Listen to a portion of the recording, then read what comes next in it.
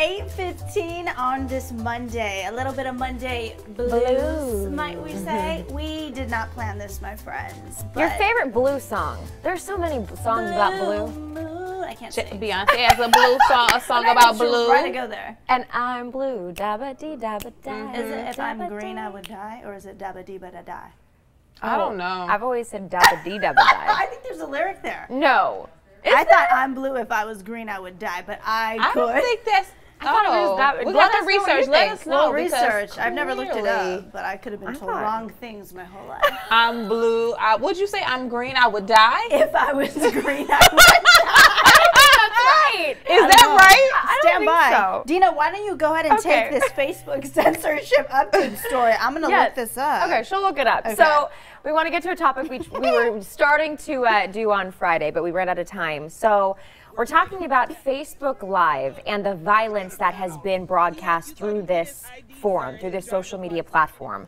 Just this weekend, in fact, there was a shooting in Myrtle Beach and somebody was streaming it live from a balcony, and fortunately nobody was killed in that incident, but we know that there have been several, like the one you're looking at your screen, Philando Castile. And so basically the reason why we're talking about it today is because BuzzFeed last week did an investigation and found that there were 45 acts of violence, including shootings, rapes, murders, child abuse, torture, suicides, all on Facebook Live from its start, December 2015 until now.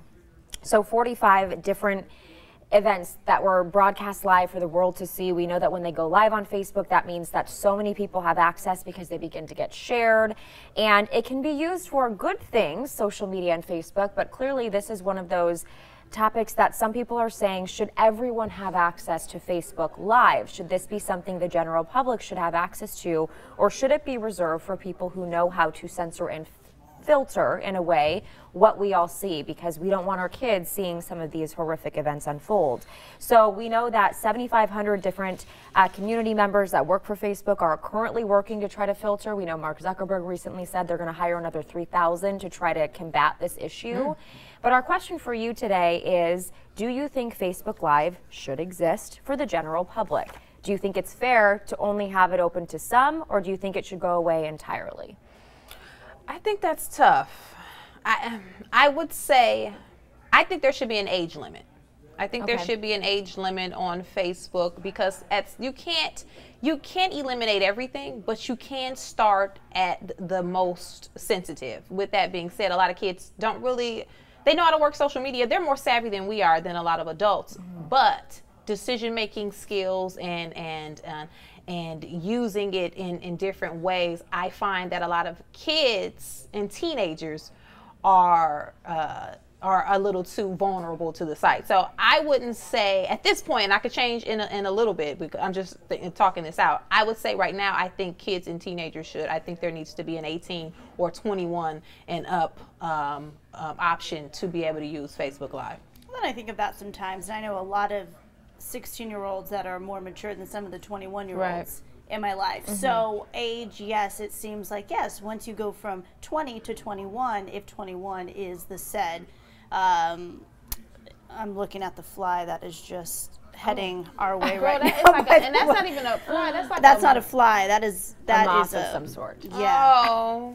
Anyways, if you see it coming into the shot, do not be alarmed. Anyways, what I was going to say is that line where you say, okay, someone's 21, they're able to use it now. I don't know what problem that really solves, because listen, the ability to go live isn't just on Facebook anymore. You know, it's on Instagram, which is owned by Facebook.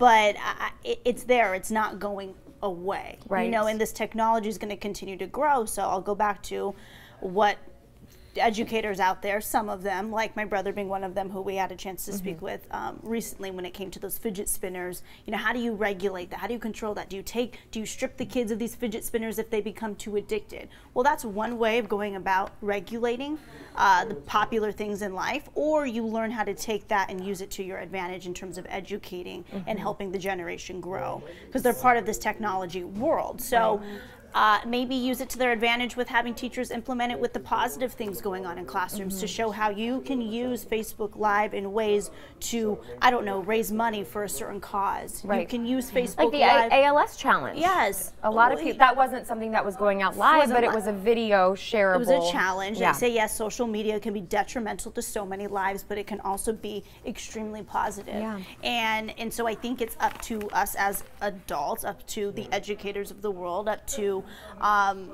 just all of us to really come together and say, yes, these things, there's bad in the world, but the kids are going to find a way to have access to this sort of thing. So here is what BuzzFeed found, because they interviewed a couple of different people on this. They tried to talk to different university spokespersons, and also they talked to the Criminal Justice Department in Seattle.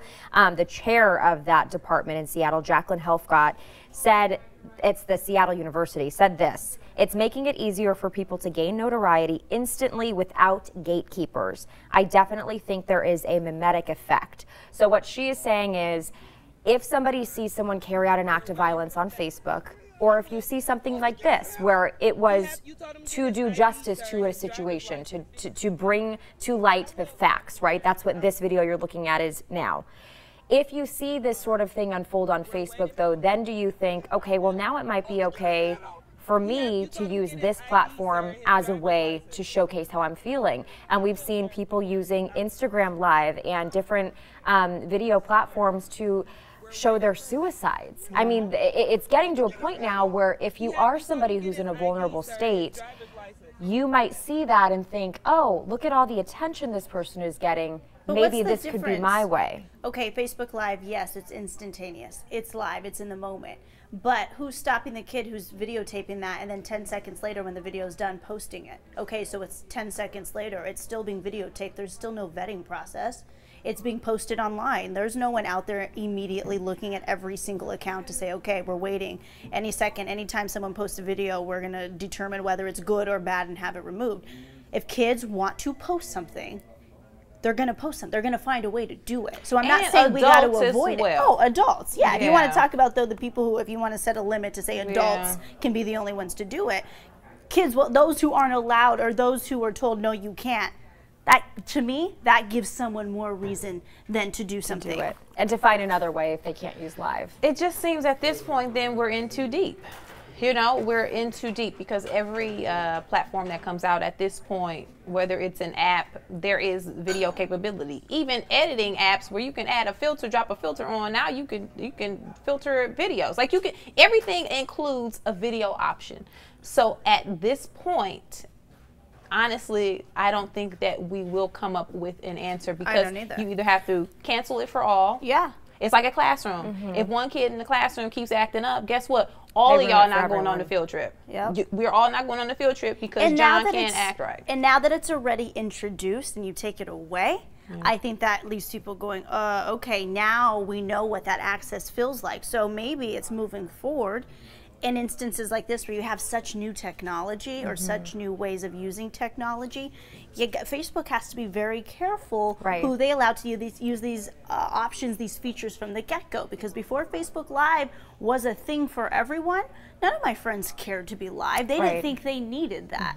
And then once you let it and you open it to the world and you already put it out and it's right there on a platter in front of them and they've used it and they see, oh, we have this access, now they want more. So it's Facebook's responsibility, part of it, and maybe getting some professionals, psychologists in, people who can say, okay, if this were to go live to everyone, can everyone handle this as a generation? Are we ready for that? Here are the pros, here are the cons. Because in cases like Philando Castile, how about if we had never seen that video? And that's where I do think that there is a line. However, there are people, and I see Red Kimmy Hightower's comment, who says, oh my God, if you're that kind of person, there's something wrong with you, get help. The problem is they may need to get help, but that doesn't stop them from doing this and then from us innocently seeing it, coming up on your newsfeed when you're not expecting it. For example, on television, we're not allowed to say certain words, cuss words. We're not allowed to show a certain amount of nudity and sexual acts. It's regulated, right? It's regulated because it's going out to the masses, and we don't want somebody accidentally skipping through the channel to see something that they shouldn't. And so with Facebook, with the live feature, it is giving you that raw content up front immediately, and you don't have a chance to look away. With the video, potentially, because you have to upload a video and then it has to actually be confirmed that it is yours and verified, Facebook may have a way down the road of potentially filtering those more. But I think the way that they can maybe stop this, or at least contribute to this in some way, Facebook, before you hit live, I think there needs to be some sort of questionnaire or some sort of somebody on the other end at Facebook looking at this person's feed quickly. Maybe it's a 30 second to 1 minute regulation period, looking at their wall and saying, okay, does this person seem like they're going to do something that could harm themselves? Have they been making posts recently that have certain keywords, certain buzzwords we can be looking for? I think before you hit live, there needs to be some form of regulation beforehand, and maybe something that you have to sign or something, I don't know, electronically, just to give it one more step. But let me say this too. Sometimes if you upload a video with music on it, Facebook will check the music to make sure that there's no copyright issues. Vetting that. They can vet music. I tried to upload a video with Beyonce's song, one of her songs from the Lemonade album. It loaded for a good 1 minute and 30 seconds, and then it kicked it back and said, no, because of copyright issues, you cannot upload this video. So there is an ability to do that. However, how they would manage that with all live content or all videos, that's the question. Hector says, we are literally watching you live through Facebook and having a debate about Facebook Live. Touche, my friend. 2017, Touche. my friend. But with that, are you watching us with the expectation that we're not going to go somewhere we shouldn't, right? Because I think that there has to be a level of on our end responsibility in knowing that there are certain things that can't come out of our mouths when it comes to bad words and certain things of profanity. Are you watching expecting us to be okay for a child to watch? Because I think when you pop up some random person who doesn't necessarily monitor what they're saying or what they're showing, you could have the wrong eyes on something very quickly. And those images, I saw the shooting in Roanoke, Virginia live, because at the time I was looking through all of the video and I was watching it all stream. And the minute he posted the video to Twitter, it wasn't live in real time, but it was his live video that he had just posted. I saw that with my own eyes. That was a moment I will never forget. And unfortunately, it's still scarred in me that I had to see that, because I was the reporter covering that story that day. I couldn't get it away. Twitter did finally take it down. Facebook finally took those videos down. But you don't want a child to have access to some of this stuff that people are doing, unfortunately, on Facebook. I don't think we can stop all the violent acts, but there has to be a way we can filter them.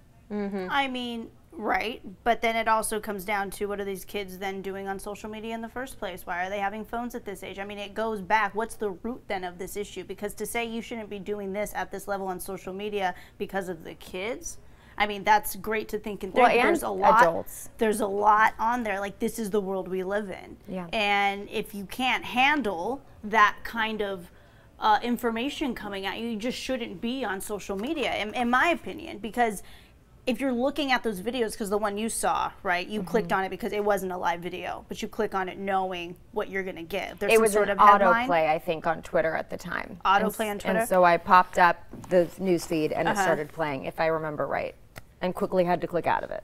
Yeah. I don't know. I think, and I'll just, stick to my opinion there, that it's already out there. To take it away is, in my opinion, I don't think the best way to handle it. Mm-hmm. There just needs to be a better vetting process. Now, I am not at that level of knowing what they can code, what they can't code. Right. Is it, I don't know. Yeah, I don't know. And we've seen cases, and this argument is going to keep going, because we've seen cases where it can help a situation, and we've seen cases where it can hurt it. Just like with Philando Castile. Thank God for the video, because if we wouldn't have had the video, unfortunate video of what happened, then most likely, and I'm not going to say 100%, but in most cases we've seen the story is skewed, and some parties aren't really truthful with what went down. So thank goodness we did have that, but it was gruesome to watch. It was gut-wrenching, and it was something that you should not have been able to see, but we needed it. So.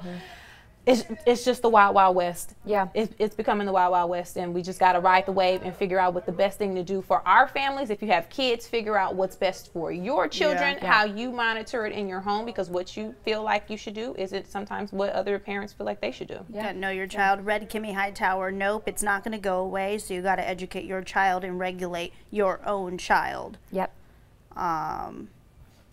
Alice says, my kid didn't get a phone until, I think she says, 8th grade. There are, violence is part of a reality, says Michael Allen DeTore. So yeah, I think, unfortunately, all of us, I think, in some way are onto the same thing, that there are going to be these things out there. It's just a matter of how you keep your younger kids that are very vulnerable and can react differently than an adult from being in that moment and seeing that. And we've just seen social media completely evolve over the course of time. I mean, it's Pandora's We're on box. live with you, as our viewers are saying. It's, you open one avenue, everything that stems into one other thing. I mean, we have live TV. People could say the same thing. Well, you could say anything you want on live TV. It's the same thing. We're held to certain standards, and you're right. At any point, we could say whatever we want, but it's our jobs on the line versus these people who just have it in the palm of their hand. They can go live at any point. It's good in some cases, like you said, Cornelia. It's bad in others, but it's up to Zuckerberg. He has the technology. We'll see what he does next. All right, we're gonna move on. Yeah. All right, so let's talk about All Eyes on Me. It hit